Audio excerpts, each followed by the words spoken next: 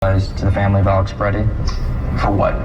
for, labeling him an assassin with ill intent. Well, again, I just described to you what I said about Alex Preddy, which is that he's a guy who showed up with ill intent to an ICE protest. No, but if it is he's a determined, guy. if it's determined that his civil rights were violated by this FBI investigation, will you apologize to that? So, if this hypothetical leads to that hypothetical leads to another it's a real hypothetical, case will that's I do a thing?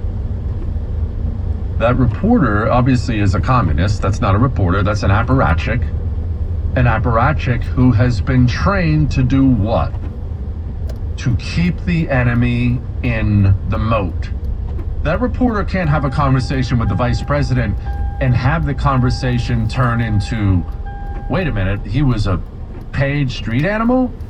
Okay, who's doing the paying? Should we go down that rabbit hole? Who's doing the paying? Who conducts the training? Where does all the money come from? How prevalent is all this? The reporter cannot have the conversation go that way. He's only got a limited amount of time. And because he himself has received communist training, the reporter understands, keep J.D. Vance in the moat.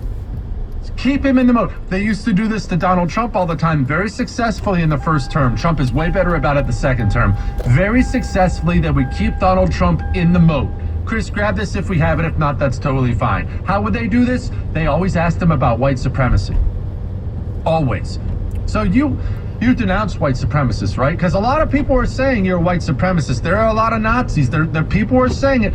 You do denounce it? Do you denounce it?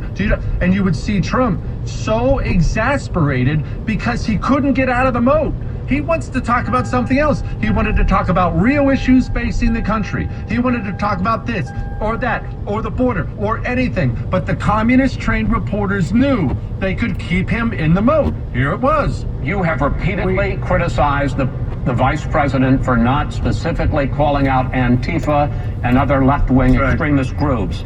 But are you willing tonight to condemn white supremacists and militia groups and to say that they need to stand down and not add to the violence in a number of these cities, as we saw in Kenosha and as we've seen in Portland? Sure, are you I'm willing prepared to do specifically that, but do it? I would say almost everything I see is from the left wing, not from the right wing. So what are you saying? I'm willing to do anything. I want to see peace. Then do it, sir. Say it. Do it. Say it. Do you want to call them? What do you want to call them? Give me a name. Give me a white name. Supremacists and who would you like me to condemn? White supremacists and right Proud Boys, stand back and stand by. Listen, now exasperated and frustrated. He doesn't do that anymore. He's much, much better at it now. They're trying to trap you in that moat. When you argue with the communist in your life, they do this to you. Do not allow them to reframe it. Do not allow them to keep you off the walls. It's something they learn. All right? All right.